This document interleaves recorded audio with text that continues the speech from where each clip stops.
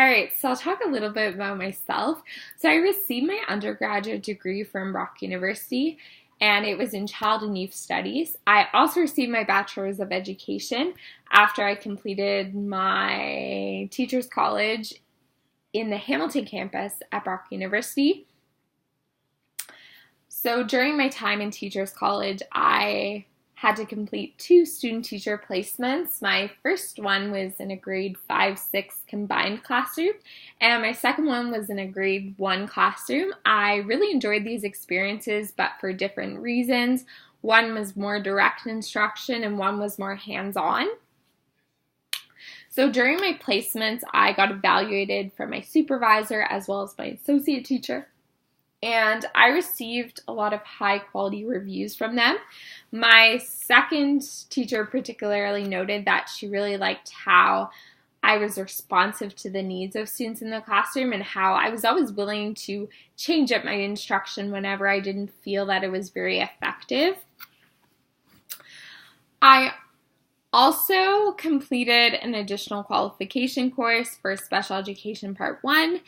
And I found this course to be valuable because it taught me that using differentiated instruction is very important and just reinforced my knowledge of various ways that I could reinforce differentiated instruction in my classroom, whether it be through cooperative groups, whether it be through group work, so whether it be providing a student with a peer buddy. So I just learned about a lot of strategies through various case studies that I believe will be particularly valuable to my classroom practices.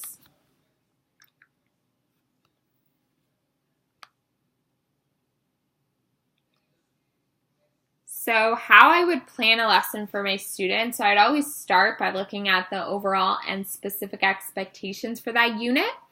I would often utilize pre-assessments at the beginning of a unit because I believe that you have to build on students' prior knowledge, and it's really important that everything is student-centered so that you're really putting students at the center of the instruction and they're playing an active role.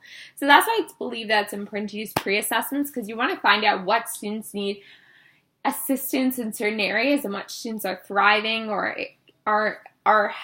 need accelerated learning opportunities.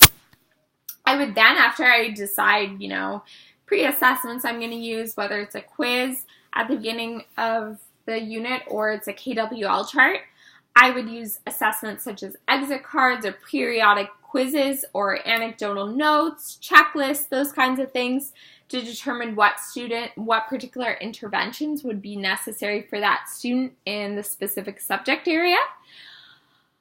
Like I mentioned before, anecdotal notes, observations, conversations, as long as you're getting that triangulation of data and your data is coming from multiple places, that's what counts. And I would also continually check up on my students to ensure that they're meeting the learning goals and specific expectations for the unit. And finally, after I give my students summative assessments, I would analyze the data. And so I could see, what students improved, what students had challenges, and then that would drive my future instruction. So that is how I would use assessment to drive instruction.